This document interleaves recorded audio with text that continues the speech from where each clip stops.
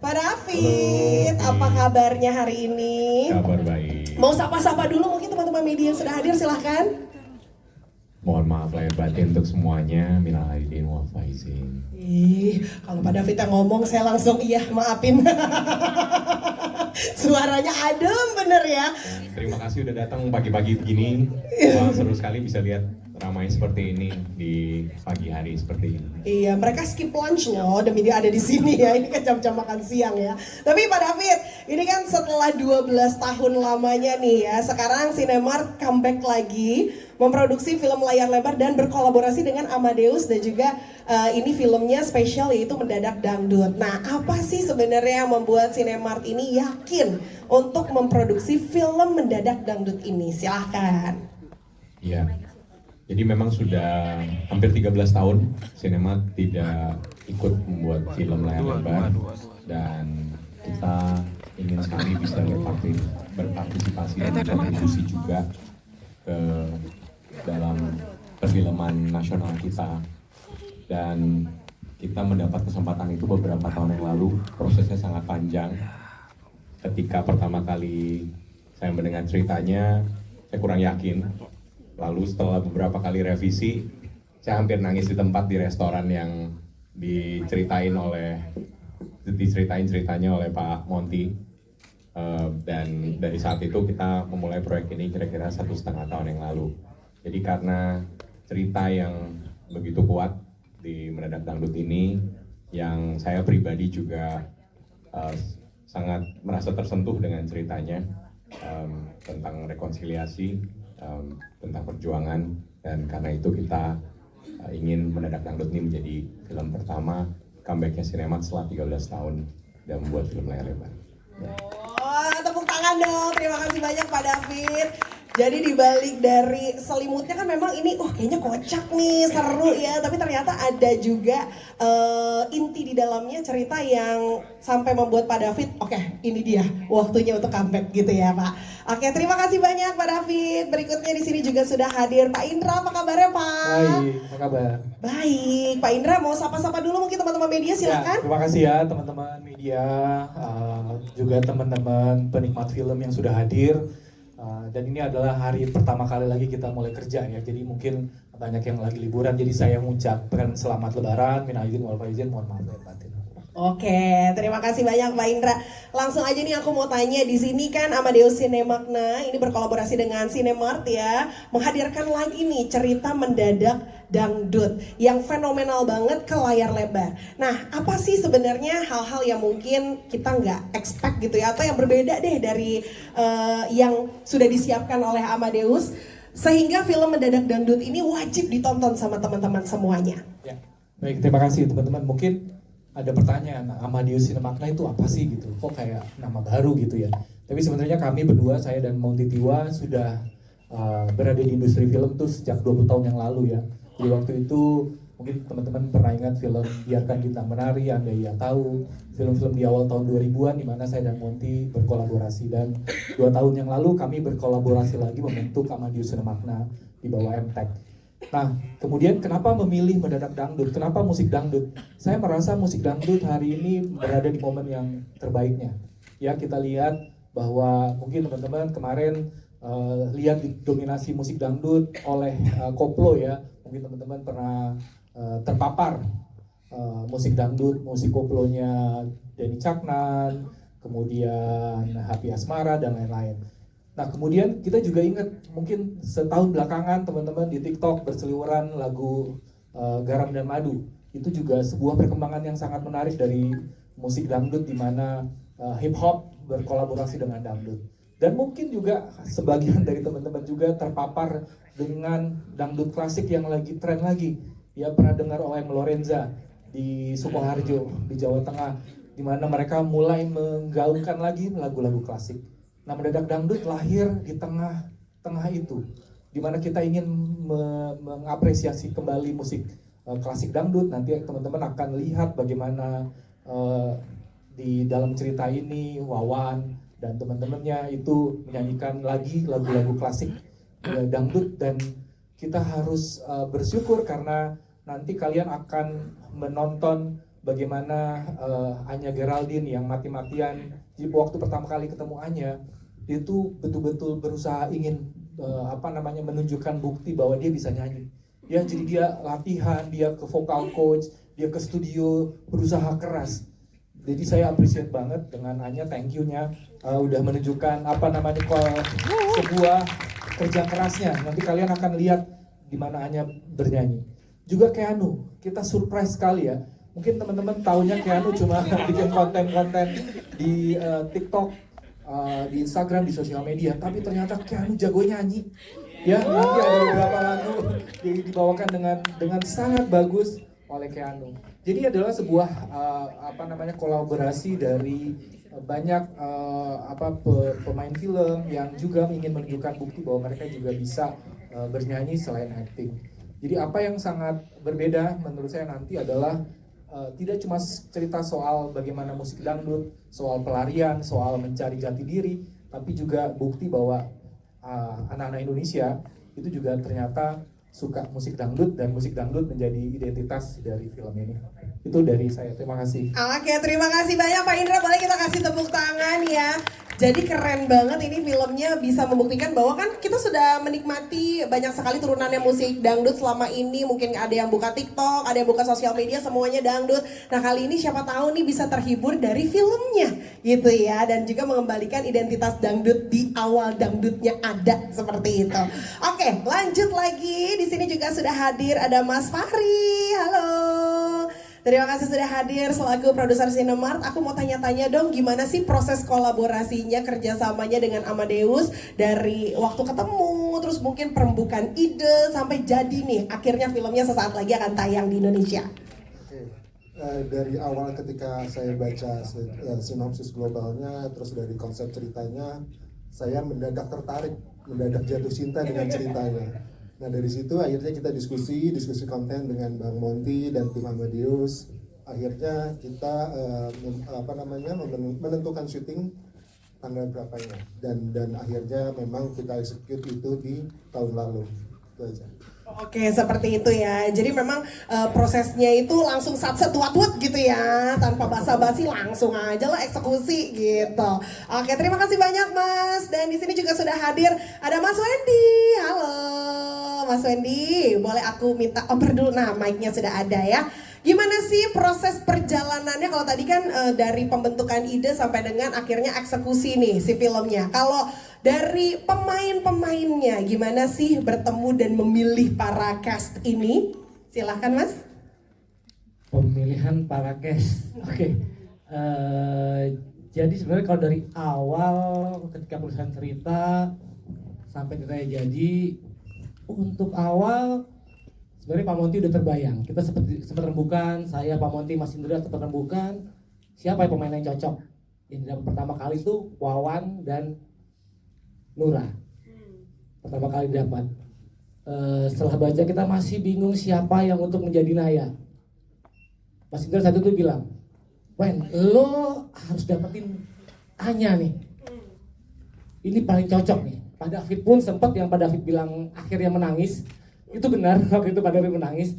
Karena di hari Pak David menangis itu mendadak Pak Monty itu ngabarin Keanu mengusulkan Anya dan Anya bersedia. Jadi mendadak banget itu kejadian yang bersama dengan Pak David waktu itu nangis kita ketemu di resto itu Pak David ya. Nah kalau untuk yang lain memang prosesnya memang ya seperti selayaknya memang ada proses casting. Berapa nama yang kita ajukan dari tim casting pun dari Ivo, dari Oki, dari tim Amadeus dan Cinema Art itu kita kolaborasi untuk memilih pemain. Cuman yang patut diapresiasi sih luar biasanya para pemain yang Keanu mau berapa lama ya latihan keyboard, maksa-maksa latihan keyboard, Anya latihan. Biasanya pianika soalnya Keanu kan. Latihan keyboard ya sampai apartemen ya kemana-mana muter-muter bawa keyboard.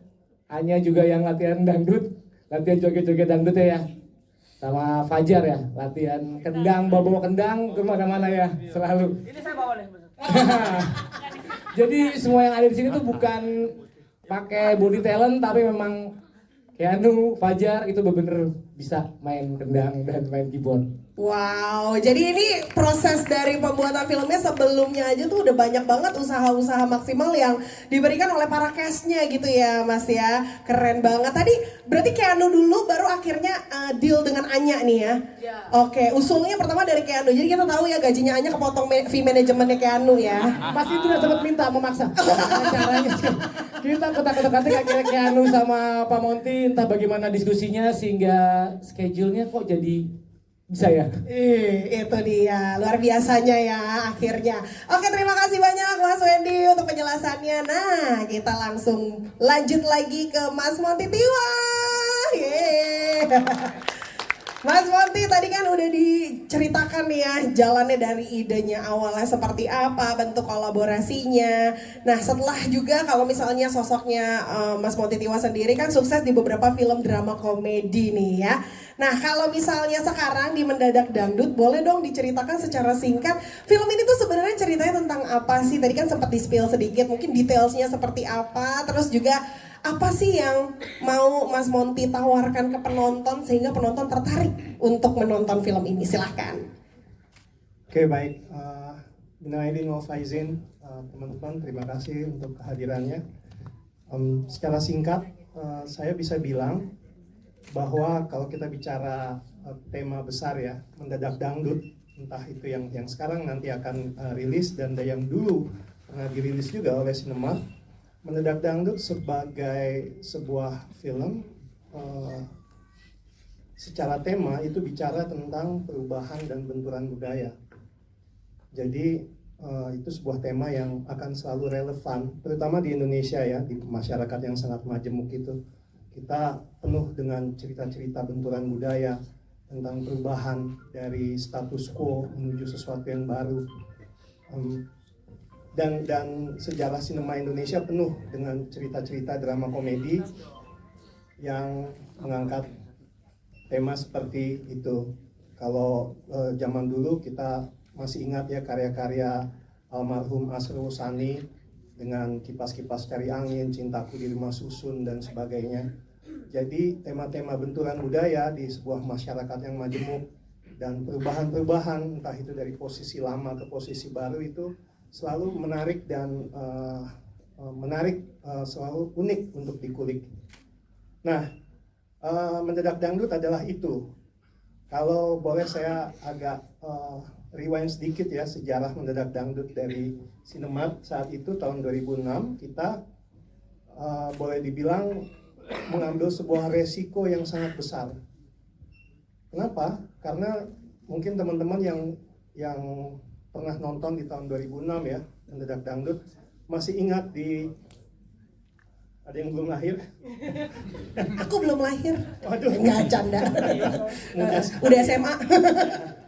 Teman-teman pasti masih ingat di tahun segitu persepsi dangdut, musik dangdut di masyarakat urban kota ya, kota besar itu seperti apa? Tentunya tidak dipandang sebagai musik yang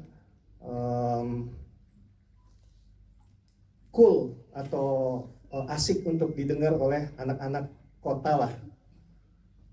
Sekarang tentu sudah tidak demikian, tapi dulu masih seperti itu. Dangdut dianggap hanya milik dan hanya bisa dinikmati oleh golongan menengah ke bawah. Jadi Mendadak Dangdut di tahun 2006 mengambil sebuah resiko yang sangat besar. Tapi kita ambil. Karena kita waktu itu juga percaya bahwa tema ini memang dibutuhkan dan selalu menarik untuk dikulik ya. Kita cukup terkejut, hasilnya adalah lagu Jablay meledak. Bahkan sebelum filmnya tayang. Seminggu sebelum filmnya tayang, saya waktu itu lagi duduk-duduk makan di emperan Fatmawati, tiba-tiba pengamen sudah menyanyikan lagu itu. Padahal filmnya belum tayang di bioskop. Cukup kaget gitu, dan yang kagetnya lagi banyak yang menikmati dan menyanyikan itu adalah anak-anak muda kota nama Jakarta. Ini sebetulnya sesuatu yang tidak kami prediksi saat itu ketika dangdut ternyata bisa diterima oleh anak-anak muda saat itu, terutama yang di urban ya. Nah, Jadi kita melihat bahwa Mendadak Dangdut di saat itu telah melakukan sesuatu yang sepertinya kita tidak duga dan baru berbuah hasilnya di tahun 2020-an ke atas ketika kita melihat anak-anak muda sekarang di festival-festival film,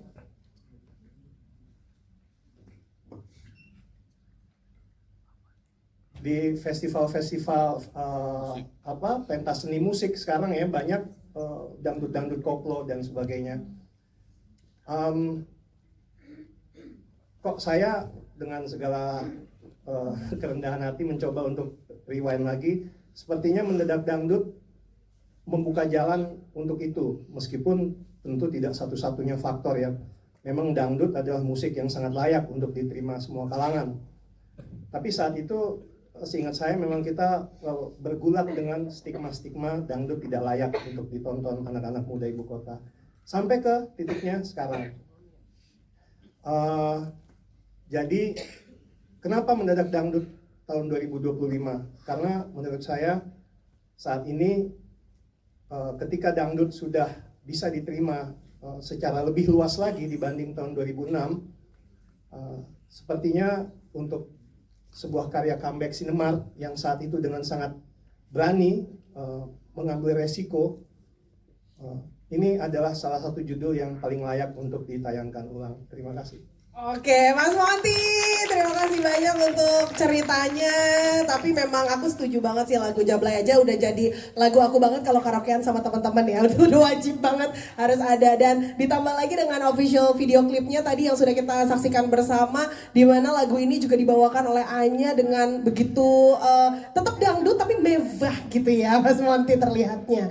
Oke, lanjut lagi, kalau tadi sudah dari jajaran filmmaker, kita beralih ke jajaran cast. Di sini sudah hadir Fajar Nugrah. Hai, aku boleh izin Mas untuk mikrofonnya? Nah, oke, siap, sudah ada. Halo. Halo Kak. Apa kabar sih? Baik Kak Alvin. Alhamdulillah ya. Alhamdulillah. Kita Gen Z banget gini ya ngomongnya. Kacau, Kacau. very. Wow. Iya lagi. Oke, Fajar, Siap. boleh dong diceritain Fajar jadi siapa sih di sini? Terus karakternya seperti apa? Oke. Apakah sama dengan kamu aslinya atau kamu harus acting banget di sini atau gimana? Boleh dong diceritain ke teman-teman? Oke, Assalamualaikum warahmatullahi wabarakatuh. Minal izin wal faizin, teman-teman media, terima kasih banyak atas waktunya. Mungkin ini kali ya, sebelumnya tuh saya merasa film Mendadak Dangdut dan dangdutnya sendiri itu punya sentimen sendiri terhadap saya, karena waktu itu sekitar tahun 2005 atau 2006 saya pernah membawakan lagu Jablay di Emperan Fatmawati waktu itu. Hah? Oh, jadi ternyata Itu apa Pak? Wah, ternyata kamu keren banget. Waktu itu belum kenal tapi kan. makasih banyak. Thank you Amadeus, thank you Cinemark sudah mempertemukan saya, dan makasih banyak waktu itu kasih 1.000 ya Bapak ya. Thank you. Jadi paham ya tonggak komedi di film ini siapa ya? Di menu tua ternyata dapat, alhamdulillah. Kalau untuk karakter sendiri ya saya tuh benar-benar sama Keanu banget, saya tuh kayak teman perjuangannya Wawan, Keanu berperan sebagai Wawan, saya Wendoy. Kita tuh orkes kampung aja biasa gitu, orkes yang kayak rockes lah gitu, orkes ibarat kata gitu. Dan saya adalah pemain kendang. Kalau untuk kesulitan ya sebenarnya di kendangnya itu sih Kak. Belum ketemu sih kita waktu itu. Oh, emang kamu bisa? Enggak. Saya dari keluarga besar juga tidak ada darah musik, begitu akhirnya di Mendadak Dangdut ini harus bermain gendang, makanya kayak benar-benar saya untungnya disediain workshop gendang gitu selama 3 hari intens banget, sampai saya bawa kendang ke kosan saya.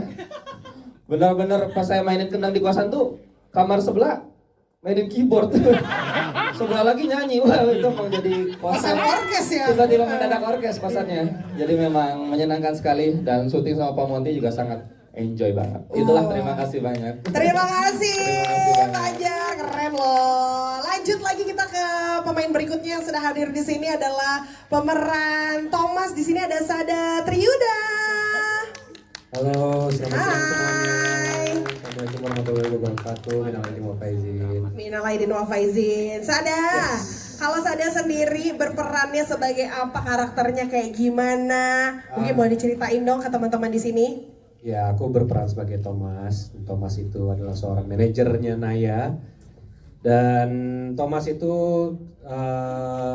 karakter yang sangat ambisius terhadap kerjaannya dan sangat care dengan Naya. Secara garis besar. Oh gitu. Dimulai dari care nih ceritanya. Care dong. Oh gitu. Hanya Geraldine gitu loh. Wah sabar, tenang ya. Kita semua juga dari tadi kayak mata tertuju ke siapa tahu lah, paham lah ya. Thank you. Kameranya Bukan kesana saja. semua. Oke. Tapi ada kesulitan nggak kamu memerankan peran ini? Terus terang nih waktu itu juga, nih sharing sedikit ya. Waktu itu juga sempat curhat sama Mas Monty pas lagi syuting. Karakter Thomas ini adalah salah satu karakter yang lumayan tantangannya cukup berat buat gue secara pribadi. Itu karena dari segi apa ya, cara berpikirnya Thomas itu, walaupun dia orangnya baik-baik aja gitu, cuma cara berpikirnya Thomas itu sangat opposite dengan apa yang biasa orang normal, cara pikirnya orang normal lah gitu. Jadi agak sedikit berbeda dan gue harus beradaptasi dengan ketika gue harus meranin Thomas, itu cara berpikirnya benar-benar switch total dari gue secara pribadi, dan itu lumayan jadi tantangan, tapi sangat menyenangkan dan itu challenge yang cukup jadi pelajaran yang berharga buat gue. Oke, thank you Sada. Tepuk tangan dulu boleh. Lanjut lagi ke kawan lama saya kalau yang ini ya, kebetulan. Kalau ada dia tuh boleh pengen nyuruh nyanyi. Boleh lagu Jablay. Ada Calvin Jeremy. Halo teman-teman semuanya, terima kasih sudah menyempatkan waktu di sini. Minal aidin wal faizin, saya Calvin Jeremy, berperan sebagai Zul. Oh Zul. Zul, iya. Kalau Iya. tadi kan ada manajernya. Nah sebelum langsung ke Anya ada saya, karena saya adalah asprinya dari karakter yang diperankan oleh Anya. Oh gitu, sosok yang paling dekat berarti dengan Anya ya. Ya seperti kalau Bapak Presiden kita kan punya orang di sampingnya, nah itu kayak gitu. Oh, kamu jadi orang kepercayaannya banget gitu lah Iya, ya. nah, cuman bedanya saya mungkin nggak sempet nyisirin Anya. Oh gitu, tadinya mau ngepang ya rencananya ya. Harusnya di Kuta sih kalau mau ngepang ya. Tapi Calvin, Iya. gimana nih Zul ini perannya, apakah sama dengan karakternya Calvin sehari-hari atau berbeda atau ada challenge tersendiri gitu? Kebetulan challenge-nya semua sih bisa diatasi karena teman-teman mainnya juga seru-seru banget, terus juga komunikatif juga sama Pak Monty dan timnya. Cuman emang sebelum bener-bener nerima project ini gitu ya, terus mungkin nggak sengaja jadi aku mimpi jadi kayak asisten seorang artis. Ini true story gitu. Waktu itu sempet diambil kayak projectnya gitu, kayak soalnya kan ya pertimbangan waktu dan semuanya segala macam gitu ya. Terus ya dimimpin itu, ini kayaknya udah bertanda nih, udah deh. Ini true story yang nggak ngarang gitu. Emang kalau orang Indonesia dekat sama mistis ya? Mistis ya. Kebawa mimpi, wah harus nih tanda tangan nih langsung. Tanda-tanda nih. Tanda. Oke, siap. Jadi gak ada kesulitan, semuanya smooth ya dari karakter Zul ya. Menyenangkan ya, nanti kesulitannya pas nonton aja kebayang lah kesulitannya bakal gitu. Tapi pertanyaan, Zul itu kepanjangannya apa sih? Zulkifli, Zul Hasan, Zul...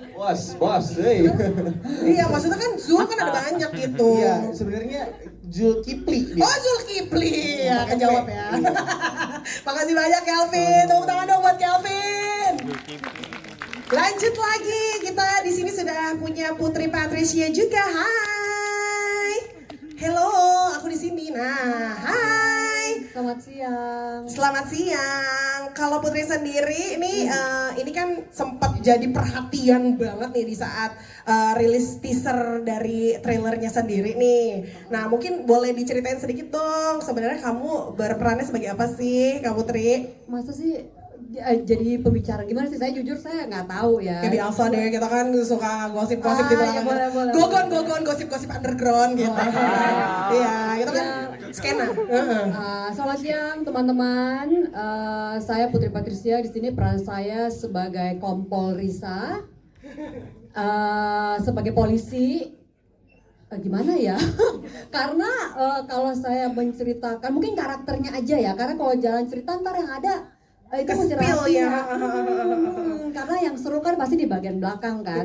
Nah jadi kalau saya sebagai seorang polisi tentunya karakternya ya pasti tegas, dan begitu ada suatu kejahatan, tindakan kriminal kan tentunya kita sebagai polisi turun, ya kan? Apalagi ini kan ceritanya seorang penyanyi terkenal gitu kan, pasti dong seorang bosnya langsung turun ke lapangan untuk langsung melihat gitu. Ya udah selidik dan terus selidik. Kalau mau tahu hasilnya, jangan lupa nonton tanggal 30. Terima kasih banyak Kak Putri. Soalnya aku tuh tadi jujur banget pas ketemu kamu hari ini tuh ngeliatnya langsung kayak, ini yang jadi polisi bukan sih? Soalnya tadi tuh berwibawanya tuh luar biasa. Kalau ini kayak mbak jalan ke PS emang ya hari ini ya konsepnya ya. Ih, jaksel banget soalnya. Iya gengsi, benar. Tapi tadi kalau kamu langsung mendadak menjadi polisi lagi, aku disuruh push up mau lah. Cocok. Bagus ya. Oke, kalau itu Kak Putri, lanjut lagi kita ada Mas Dwi Sasono berperan sebagai Rizal Maduma. Selamat sore, siang. Siang. Selamat siang teman-teman semua. Hai, Mas. Boleh diceritain ini kan hadir kembali nih menjadi si Rizal Maduma nih. Ya, selain mendapatkan fee-nya 2 kali, apalagi nih yang membuat mungkin perbedaan karakternya, ceritanya atau gimana gitu, boleh diceritain Mas, silakan. Jadi di film ini tuh jagoannya gua. Gua pegang pasti ada jagoannya dong kalau nanya anak gua ya biasa, Bapak film ini jagoannya siapa? Pasti bilang gua. Biasa jagoan keluarnya belakangan. Gitu kan. Ya ini rasanya seperti flashback ke 16 tahun lalu ya. 16 tahun lalu gitu, rasanya seperti freshcon dulu lagi gitu pas denger lagu Jablay tadi gitu. Saya ingat flashback itu bersama teman-teman pemain dulu juga, sama Titi, Kinar dan semuanya lah gitu. Dan semoga sih aku berharap akan selalu ada mendadak dangdut lagi berikutnya lagi di generasi-generasi berikutnya, karena memang ya seperti tadi Pak Monty bilang, musik dangdut itu ya nggak akan pernah mati gitu, nggak akan pernah padam, selalunya akan mengikuti zaman gitu. Ya aku senang banget, perjalanannya nggak mungkin saya ada di sini kalau nggak karena dulu saya dipilih Pak Monty dari Sinemart untuk memerankan Rizal. Dulu belum Rizal Maduma masih Rizal Saleh Al-Katiri dulu. Proses perjalanan dari seorang pemain organ tunggal di Senandung Citayam sampai akhirnya sekarang dia menjadi seorang produser dangdut terkenal, ternama gitu. Dan dia baru sadar ternyata dia adalah titisan dewa dangdut. Mungkin ya Pak Monty begitu bisa jadi ya kalau mau masuk ya. Oke, terima kasih. Terima kasih banyak Mas. Dari kibasan rambutnya sih aku percaya kamu dewa dangdut ya. Maaf Mas, yang di samping kesambet. Oke, terima kasih banyak Mas Dwi Sasono. Boleh kita kasih tepuk tangan dong. Lanjut kembali, di sini ada Adi Sunirja. Halo. Hai. Pemeran Yatno ya. Ya, betul. Jadi gimana sih Yatno itu? Sebenarnya dia tuh gimana? Kenalan dulu lah bentar. Oh iya benar. Halo, namaku Adi Sudirja, Horas. Jadi kalau di film ini semuanya orang Jakarta, orang Betawi, segala macam ya kan. Adalah orang Medan kurang ajar satu ini. Nggak boleh ngomong gitu, nggak apa-apa ya? Nggak apa-apa. Nanti di-cut kok sama mereka. Diedit. Pakai CapCut. Jangan digoreng-goreng, jangan males ya. Aku Adi Sudirja, aku berperan sebagai Yatno. Dan aku mendadak jadi bintang film. Sebelumnya aku viral dengan Ayamku Putra. Terima kasih kesempatannya Pak Monty, luar biasa ceritanya ditulis untukku. Terima kasih Mami Ivo waktu itu milih aku, walaupun banyak persaingannya ya Mam. Gitu. Itu karena susu sih. Ya, karena aku ahli masang susu di film ini. Masang susu, iya bener. Masang susunya itu nggak cuma satu-satu, langsung dari ember kulemparan ke muka. Nah, terus terima kasih juga Pak Indra Yudhistira, supportnya, Pak David orang kaya, makasih Pak. Kalau mau orang ada aja baik. Ya. Dari tadi gue nggak ditengok, gue di sini nggak ada. Ketutupan kok besar kali situ. Oh iya, kan konsepnya backdrop. Ya, mikir sedikit. Di sini aku jadi bapak kontraannya Anya Geraldine. Aku tuh cukup unik karakternya. Aku selain bapak kontraan, aku bisa jahit, bisa sulam alis, bisa botox, bisa pijet vitalitas, bisa bekam, bisa pasang susu, bisa gali kubur. Ya, pokoknya slogannya pagi jualan bubur, siang jualan sayur, sore gali kubur, malam jadi pelakor.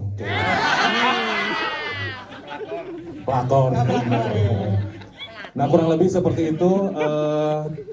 Terima kasih banyak. Ini film pertamaku. Kalau dulu main film-filman, main artis-artisan di kandang kambing, di kampung, ya kan. Sekarang dengan bintang-bintang yang luar biasa di sebelahku, ada Wisosono sampai sana semua, ini senior-senior semua luar biasa. Yang dulu aku tengok di layar kaca, sekarang aku main bareng mereka. Ini kesempatan yang luar biasa. Terima kasih. Keren kali lah kau lah. Iyalah. Bintang film aku. Bintang film nanti ya. Mendadak bintang film. Mendadak minta enggak juga. Nanti kan Amin di kedepannya banyak lagi ya tawaran-tawarannya. Udah banyak ya kan Pak Dati. Ih. Lagi dan lagi dia bye-byein orang ada ya. Oke, Ari thank you so much. Tepuk tangan dong boleh. Nah, kita lanjut dah nih. Kalau yang ini kita langsung beda nih ngomongnya nih. Karena ada Bang Opi. Bang Opi kumis. Aduh, seksi banget tuh kumis. Pengen banget gua kepang. Kepang lu sampai hordeng warteg. Bang Opi, kabar gimana Bang? Baik, alhamdulillah sehat. Iya. Ini berperannya jadi apa sih? Waduh, di sini sebetulnya peran sutradara nih nyari gua yang paling susah. Ini peran yang paling berat memang. Cuma Bang Monty yang tahu peran ini mesti dipegang sama Opi Kumis. Dia mudi yang tahu. Karena di sini kan jadi pimpinan orkes nih. Pimpinan orkes itu kulitnya aja mesti sama kulit gendang itu. Ini pertama ya. Harus mateng ya kulitnya. Betisnya mesti sama suling. Ya. Terus kumisnya mesti sama nada yang ada di organ tuh. Kan ada hitam-hitamnya tuh. Jadi Bang Monty ingat nih Opi Kumis nih. Pas. Tapi pada waktu gua di calling di situ, dia ngelihat kumis gua, dia ngomong begini dulu nih Bang Monty. Bagaimana Pi kalau kumis dicukur? Ada duitnya Pak, lumayan. Kalau gue sih bukan permasalahan dia mau bayar apa gimana, bukan. Cuman kalau gue nyukur kumis, kalau gue ngaca, ini bibir gue kayak bajai Salemba, tau kan? Jadi kayak habis nabrak tiang listrik kan begitu. Iya, tapi alhamdulillah perannya jadi Babe Rompi. Gue punya anak, si Wawan nih ya.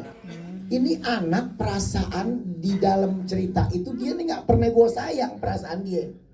Padahal gue sayangnya bukan main. Ini anak pada waktu emaknya masih ada nih nyidamnya paling repot nih. Nyidam apa itu kalau boleh tahu Bang? Emaknya pengen makan genteng kodok. Makanya jadi dia nih. Tapi gue sayang banget sama dia. Nah di sini urusannya urusan bersaing deh. Dia buka juga urusan musik nih. Nah dia kayaknya cemburu sama gue karena gue deketin si siapa nih? Bukan Wika. Iya. Punya penyanyi begini ente bisa bayangin. Waduh, seger banget tuh Bang. Pimpinan orkes gue. Terus penyanyinya kayak dia. Nggak bakal gue ingat sama not. Pantes salah mulu mainnya. Gak lupa. Iya. Duit saweran gue kemana gue kantongin gue nggak tahu.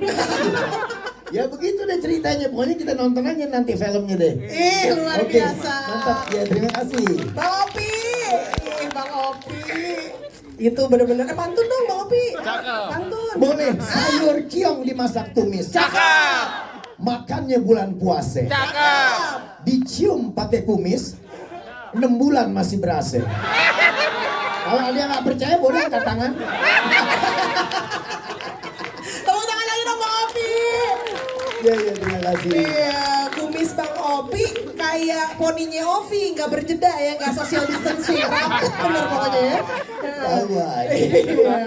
Oke, terima kasih banyak Bang Opi. Kita lanjut lagi. Yang tadi udah disebut-sebut ada Kak Wika Salim di sini. Yang bikin Bang Opi lupa nada. Bagus nggak lupa pulang dia ya.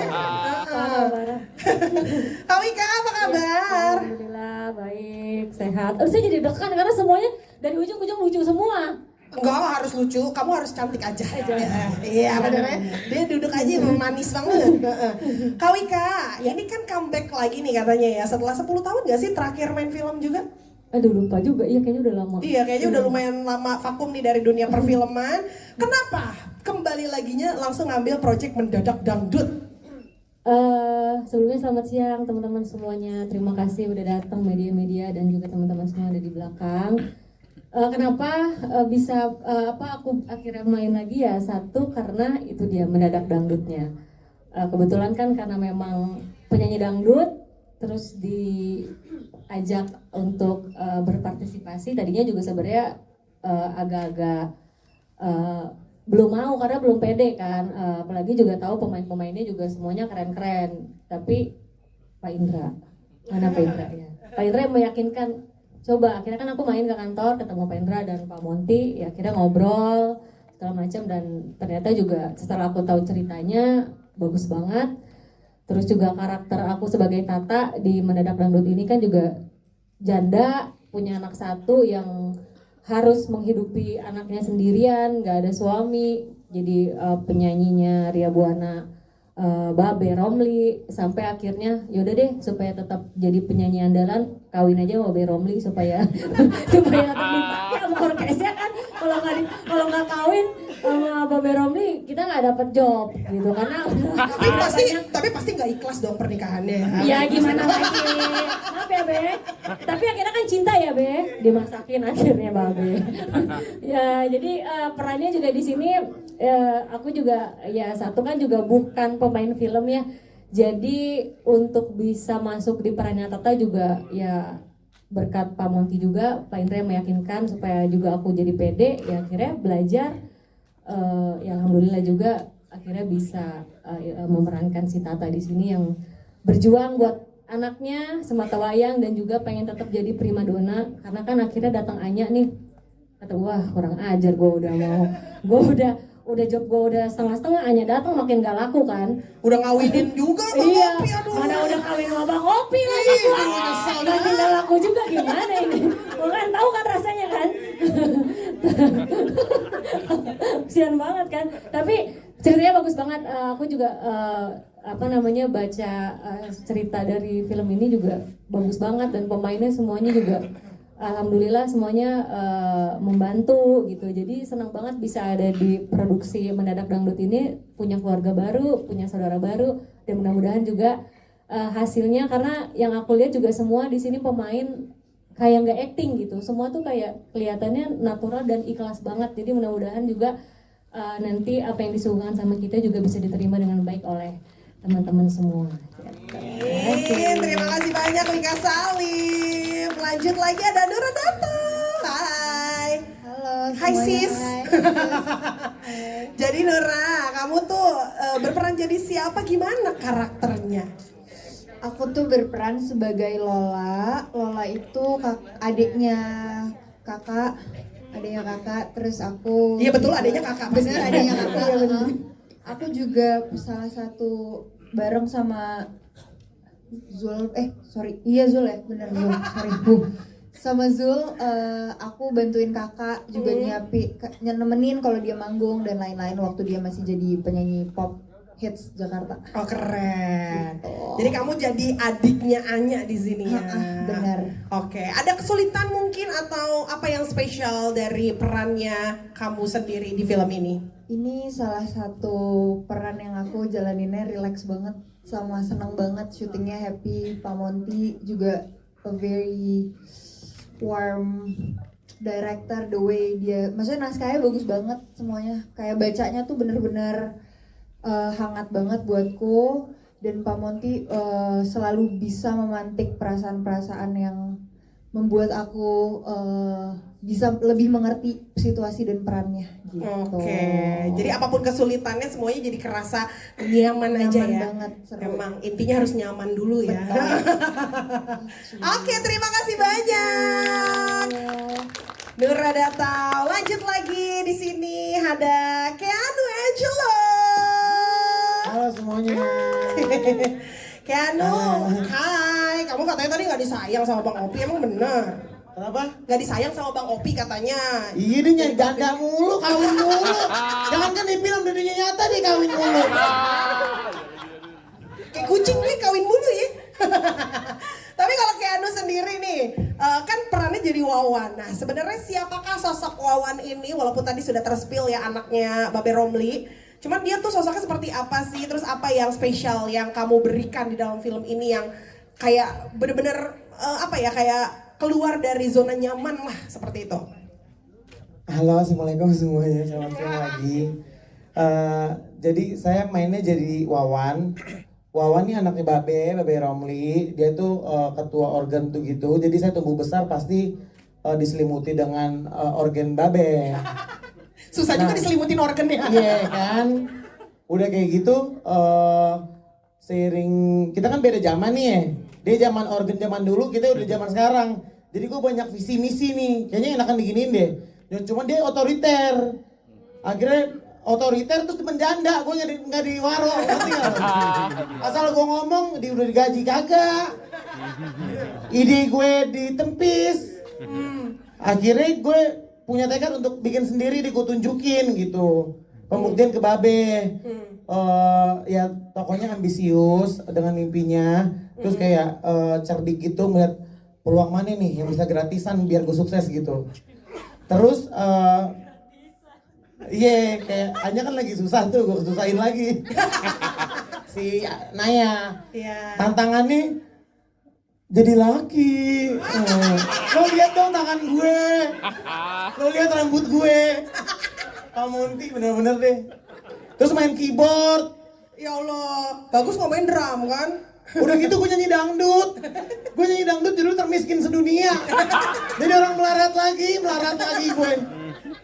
Oke, jadi emang bener-bener ini ya buat kamu spesial banget dan banyak challenge-nya gitu. Banyak challenge-nya, terus emang di dunia nyata aku juga suka banget sama dangdut. Terus aku merasa setuju sama Pak Monty bahwa mendengar dangdut yang dulu di zaman aku kecil itu tuh adalah suatu revolusi musik dangdut gitu, kayak sampai dangdut tuh bisa diterima sama anak muda kayak sekarang, kayak orang terjablay-jablay gitu kan, anak-anak muda di karaoke. Kayak kalau bisa diulang sekali lagi revolusi itu, aku mau jadi bagian dari tumbuhnya musik dangdut di industri gitu. Nah kebetulan kan karena dia mau terjun ke dalam industri ini, gimana kalau kita coba refnya? Setuju ya? Mohon maaf ya wartawan ya, soalnya gue lagi serak, jadi seadanya aja. Gak apa-apa, udah dari dulu seadanya kita terima. Dikit aja ya. Ya 1, 2, 3. Bismillahirrahmanirrahim. Jangankan gedung, gubuk pun aku tak punya. Nyanyi juga miskin juga loh. Jangankan permata, uang pun aku tiada. Itulah diriku. Berak nih gue lama-lama gue coba. Kalau kata Babe gue, kata Babe Romli kayak gini. Kenu, lu dangdut apa bindeng gue tanya. Cengkoknya enggak ada cuman aja. Gue jawab kayak gini, ngondek be. Orang lagi nyanyi lo komentar. Lagi audisi gue. Gitu. Tapi bagus loh suara Keanu, keren loh. Penipu loh. Bukan gitu, baru pengen gue kasih krisnya. Biar itu transfer. Keanu, ditunggu loh single-singlenya lo nanti ya. Single apaan? Gue udah 2 lagu, makanya nonton. Oh iya, minta maaf ya. Kalau band gue nyanyi kan untung ada di trailer, jadi gue nyanyiin tuh tadi. Masya Allah, keren. Ya, Keanu, tepuk tangan lagi dong. Dan last but not least, ada Anya Geraldine. Aku tuh sebelum MC ini tuh banyak banget yang bilang kayak, aduh Ovi kamu yakin itu tuh mirip banget kamu sama Anya. Celananya belum diselesain. Iya pakai crop top ya Allah, kita kalau pakai crop top kayak lagi maternity shot. Ya.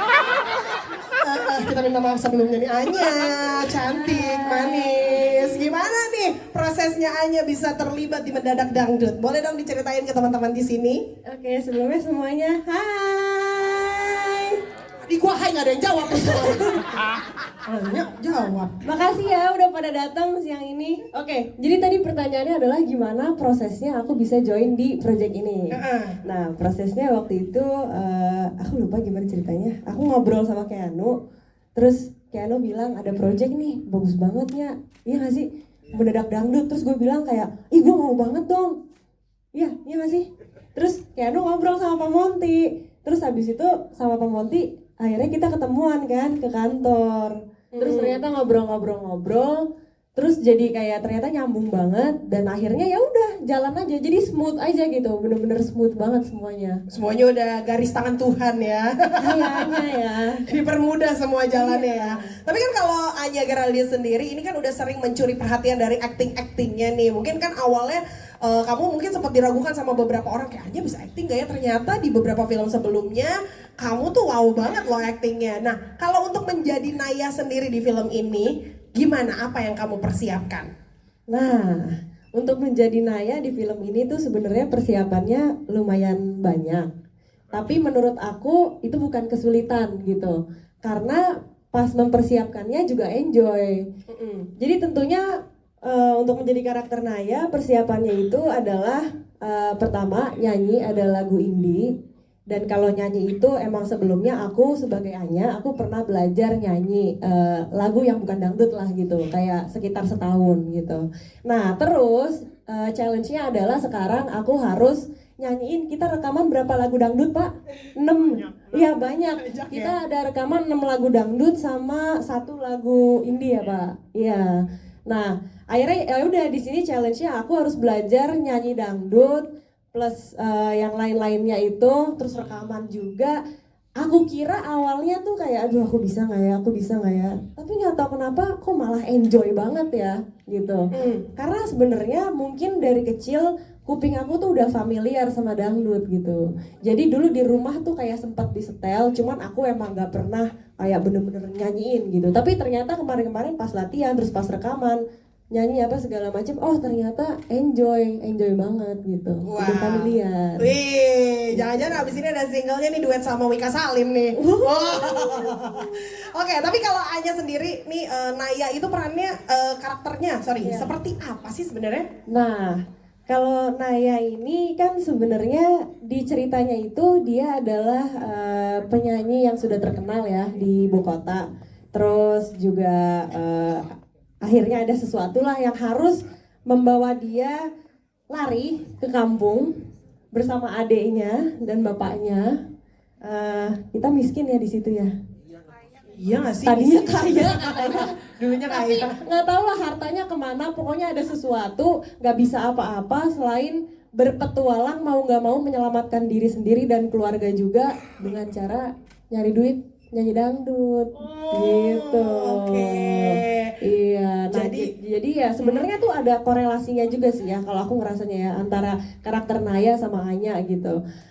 Dia adalah sama-sama anak sulung ya, anak pertama perempuan. Aku pun sebagai Anya juga aku adalah anak pertama perempuan yang juga mensupport keluarganya gitu. Naya kan juga mensupport keluarganya gitu. Jadi aku rasanya memerankan karakter Naya tuh ikhlas banget karena banyak banget hal-hal yang relate sama Anya gitu loh. Iya. Dan kalau misalnya merantau kan biasanya dari desa ke kota, kalau ini kebalik ya. Iya. Dari kota ke desa merantaunya. Aku juga anak rantau loh, dari Bekasi ke Jakarta. Jauh loh Bekasi. Kenapa sih? Sabar, tenang. Oke Anya, cukup? Sudah jawabannya? Aman? Oke. Ada yang mau ditambahin lagi nggak? Nih kalau terakhir kesannya beban banget tahu. Kayak harus closing apa gitu. Aman aja. Nggak apa-apa, paling gunting pita abis ini. Makasih banyak Anya Geraldine. Kita kasih tepuk tangan dong.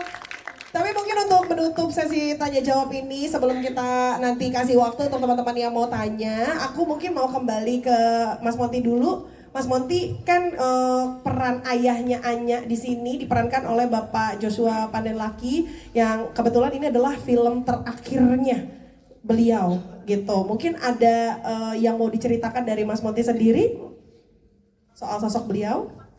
Ya, ini ya makanya untuk rilis Mendadak Dangdut ini kita punya emosi semua di sini yang terlibat, emosi yang campur aduk gitu. Di satu sisi kita bahagia akhirnya karya kita lahir kembali, tapi satu sisi kita kehilangan salah satu aktor hebat di Indonesia.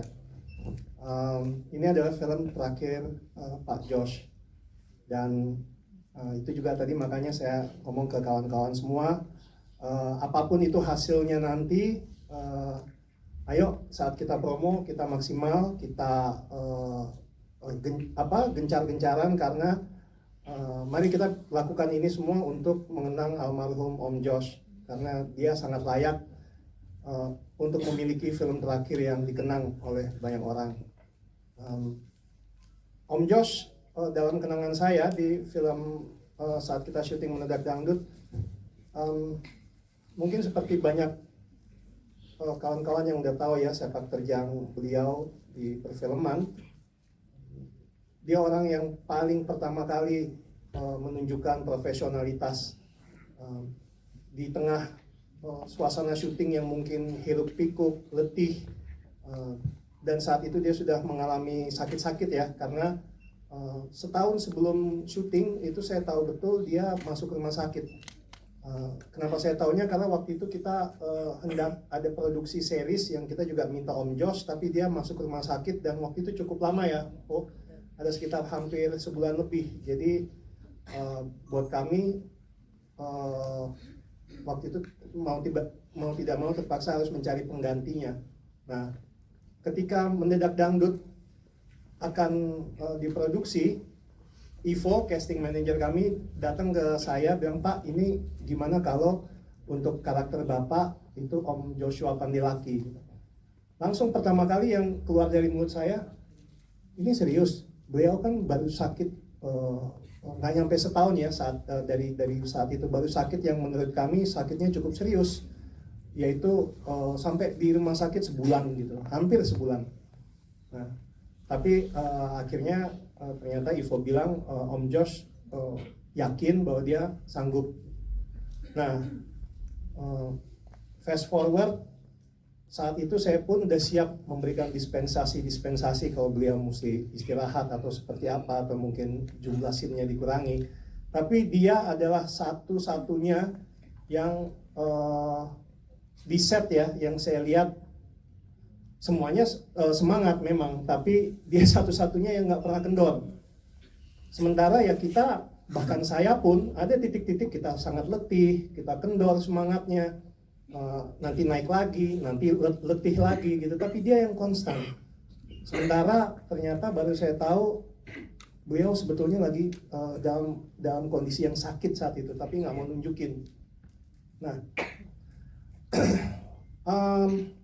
proses dubbing Mendadak Dangdut itu adalah pekerjaan terakhir yang dia lakukan. Dia di hari dia melakukan dubbing, audio post kita dia melakukan dubbing, lalu seminggu setelah itu dia berpulang. Jadi Om Josh benar-benar telah menyelesaikan semua tanggung jawabnya secara full di film ini. Dan salah satu keinginan saya di hati yang paling dalam adalah nanti juga kawan-kawan saat menonton Mendadak Dangdut, bahwa ini adalah film terakhir kita untuk mengenang salah satu aktor hebat Indonesia, Joshua Pandilaki. Terima kasih. Baik, terima kasih banyak Mas Monty atas jawabannya. Dan mungkin sekarang kita langsung bisa buka sesi tanya jawab. Di sini teman-teman media yang mau bertanya, kami persilahkan untuk angkat tangannya. Nanti tim publishers kami akan bantu untuk memberikan mikrofonnya. Silahkan yang ada di tangga, mohon izin punten sedikit ya. Oke, silakan. Nanti disebutkan nama dari media mana dan pertanyaannya apa ya. Oke, silakan. Boleh berdiri Kak, izin biar terlihat. Nah, thank you. Halo, selamat siang. Saya Adi Prawira dari Kompas.com. Mau nanya ke Anya nih. Kan penyanyi dangdut Indonesia kan identik sama goyangan khasnya sendiri ya untuk di dangdut ya.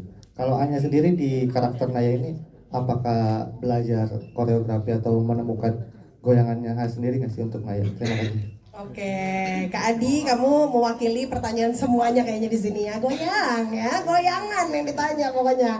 Gimana kayak kalau koreonya sendiri ada nggak sih belajar khusus? Karena kan Kalau kamu kan tadi bilang katanya udah pernah belajar lagu yang pop sebelumnya. Nah, kalau dangdut kan ciri khasnya ada goyangannya tuh. Kamu gimana? Nah, kalau kemarin tuh emang sebelum syuting, selain ada workshop nyanyi, ada workshop koreo juga untuk kayak beberapa kali pertemuan untuk nari gitu ya, joget. Nah, sebenarnya di situ sih koreonya nggak 100% plek-tiplek harus kayak gitu, tapi aku dibantu aja sama koreografernya untuk nemuin kira-kira gerakan mana nih yang luwes, yang nyaman gitu. Jadi ntar pas lagi syuting bisa dikeluarin aja. Dan yang aku keluarin waktu di syutingan itu spontan ya, goyangan pinggul itu ya. Nggak tahu kenapa yang keluar itu, ya udah akhirnya jadinya jogetnya gitu terus buat si Jablay. Oh iya, nggak apa-apa nggak usah dijeda kok. Jablay. Iya betul, oke. Gitu. Jadi seperti itu, Kak, cukup menjawab ya. Terima kasih banyak. Lanjut lagi, mungkin ada yang mau bertanya lagi, silakan. Nanti tim publicist kita mau kasih mikrofonnya. Oh ada dari sebelah sini ya. Oke, boleh izin berdiri ya Kak. Disebutkan nama sama dari media mana. Cik. Ya perkenalkan aku Ihsan dari Sinpo TV ya.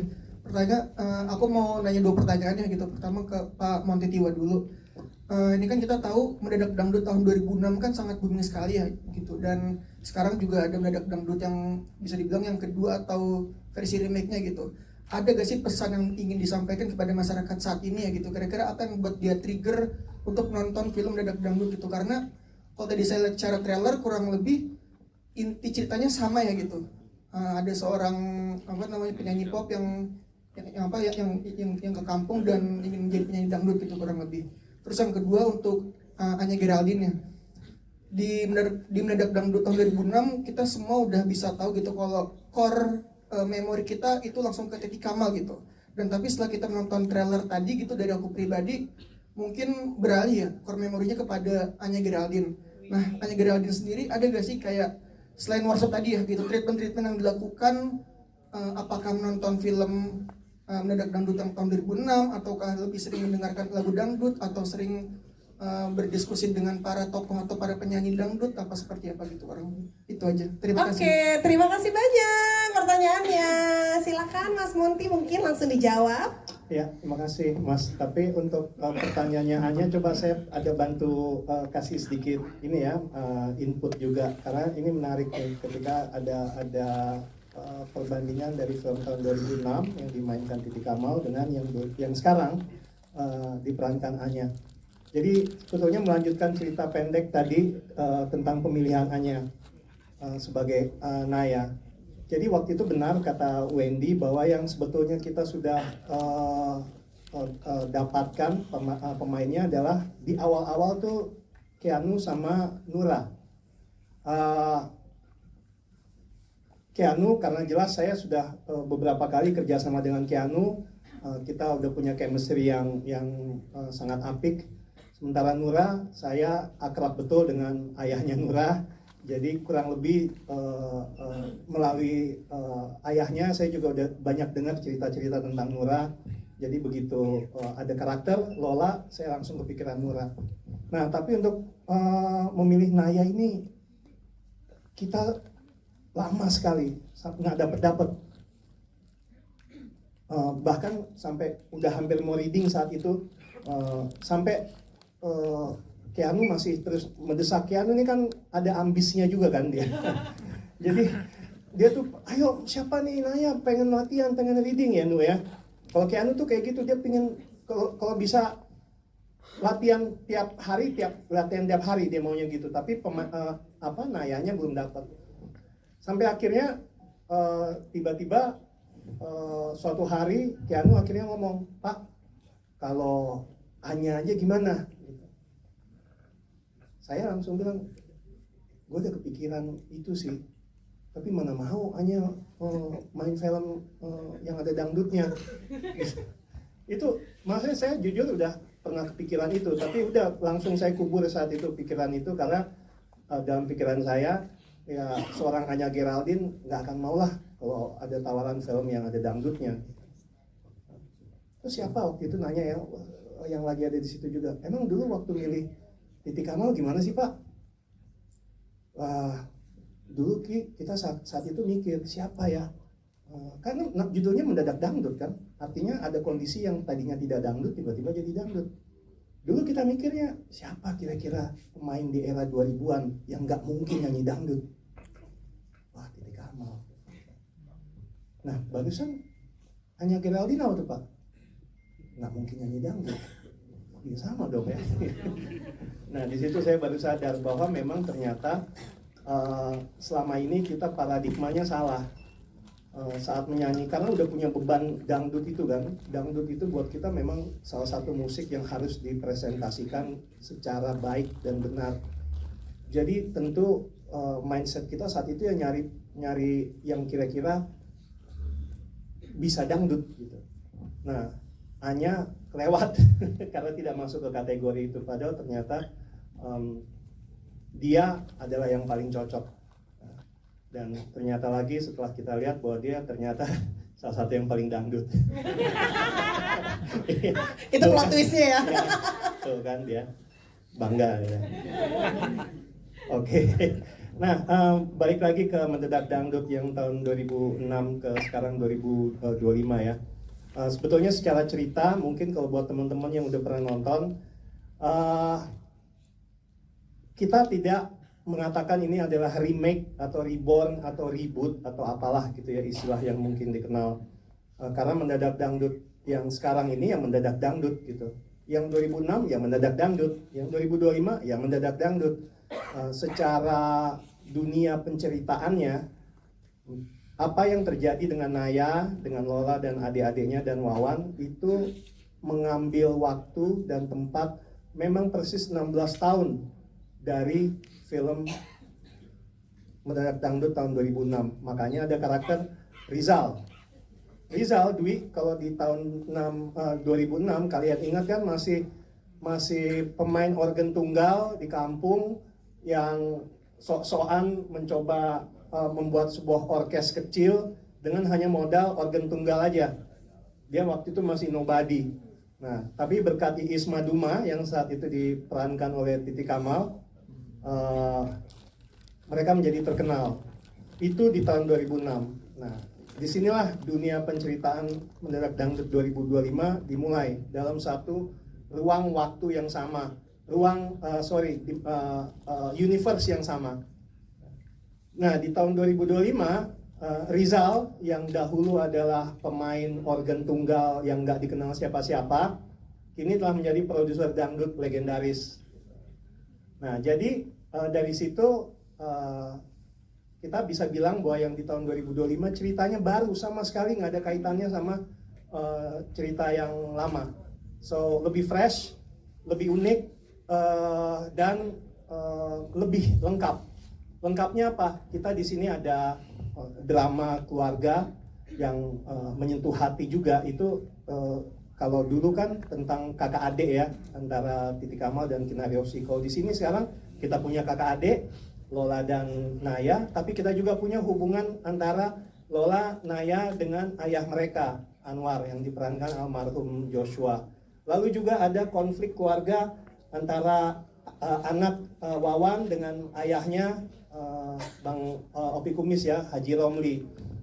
Lalu juga ada Tata yang diperankan Wika Salim, di mana dia seorang janda anak satu yang harus berjuang untuk menghidupi anaknya dengan segala kesulitan hidup setelah dia menjanda.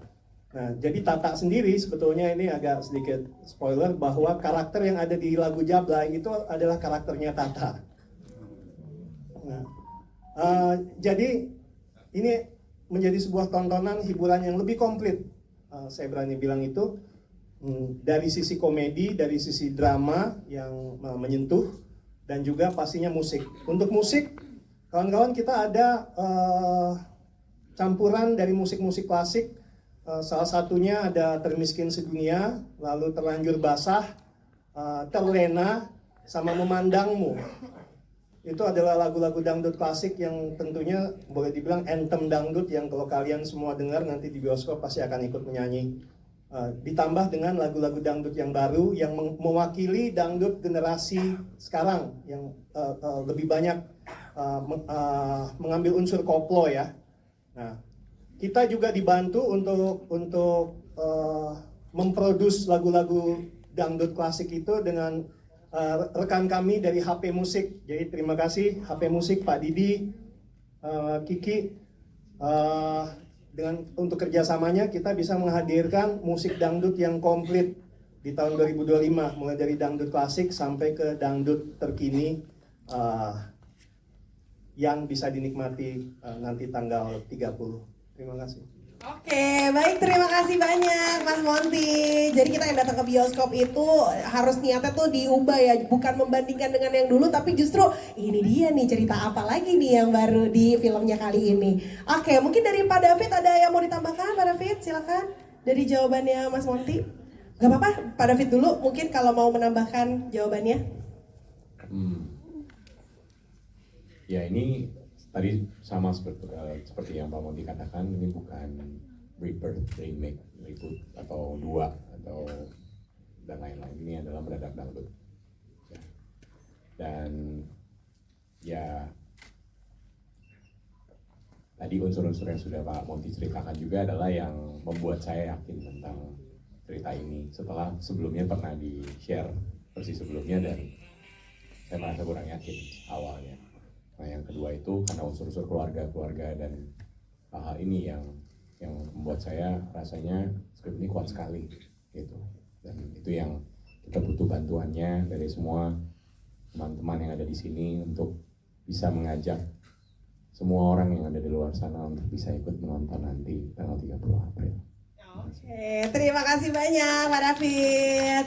Lanjut ke Anya, apa tuh treatment khususnya ada nggak sih selain tadi belajar nyanyi dangdut, koreo, mungkin tadi masnya nambahin jadi dengerin musik dangdut terus atau gimana ngobrol-ngobrol sama sesama penyanyi dangdut misalnya? Iya. Jadi tadi kan masnya kan nanya kalau misalnya yang dulu itu kan yang tahun 2006 itu gimana sama yang sekarang. Nah jujur waktu di tahun itu aku tuh emang nonton film Mendadak Dangdut yang lama itu dan emang suka juga gitu loh. Jadi ketika aku sekarang ngedapetin perannya, alhamdulillah banget rasanya gitu. Karena akhirnya bisa memainkan satu film yang emang aku suka dan dulu tuh ikonik banget juga. Benar. Dan harapanku semoga Mendadak Dangdut yang 2025 ini bisa ikonik juga kayak yang dulu. Amin. Amin. Terima kasih Anya. Oke, lanjut lagi mungkin penanya terakhir, silahkan kalau ada yang masih kurang jelas mau ditanyakan.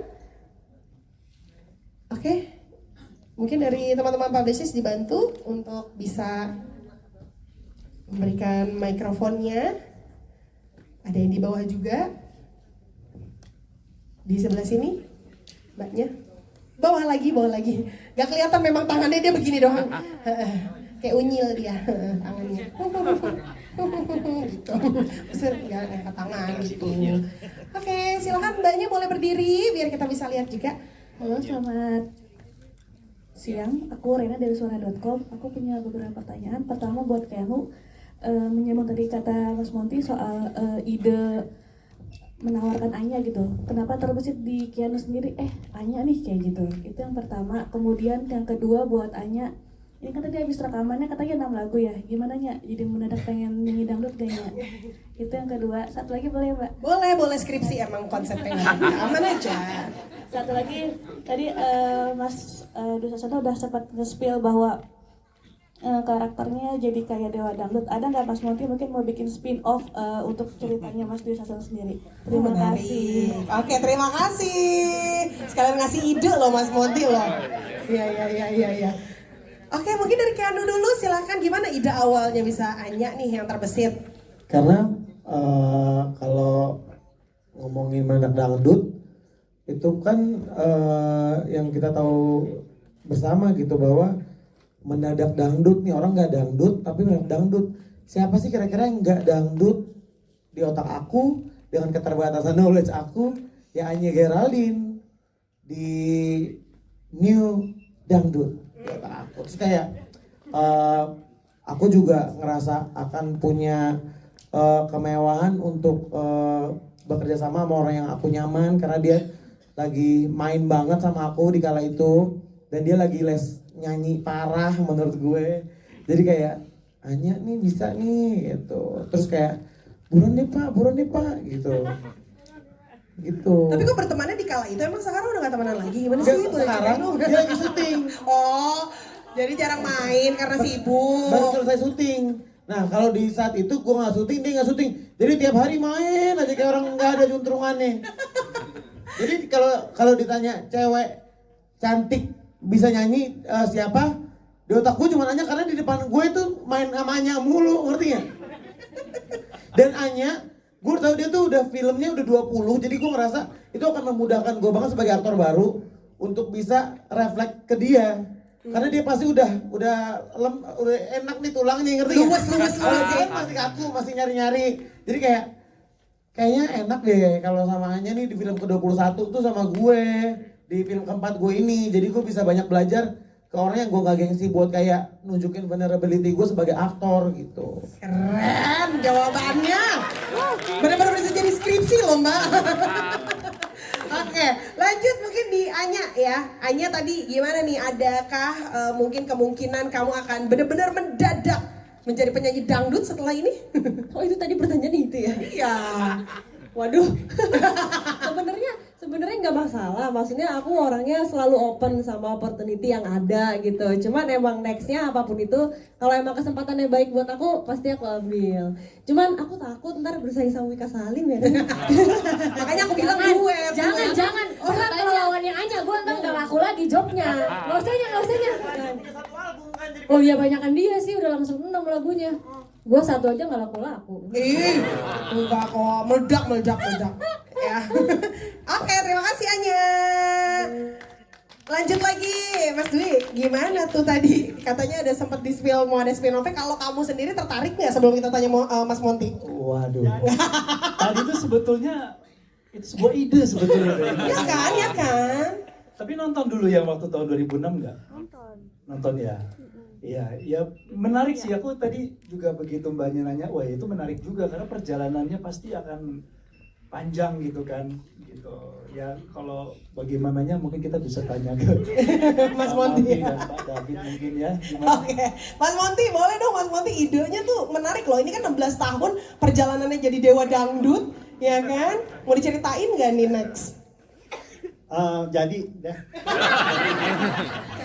Amin. Berarti mbaknya tanda tangan kontrak nanti ya, idenya soalnya dari sini ya. Bantu ide ya. Karena aku yakin karena memang ini peran ini made for Dwi sih.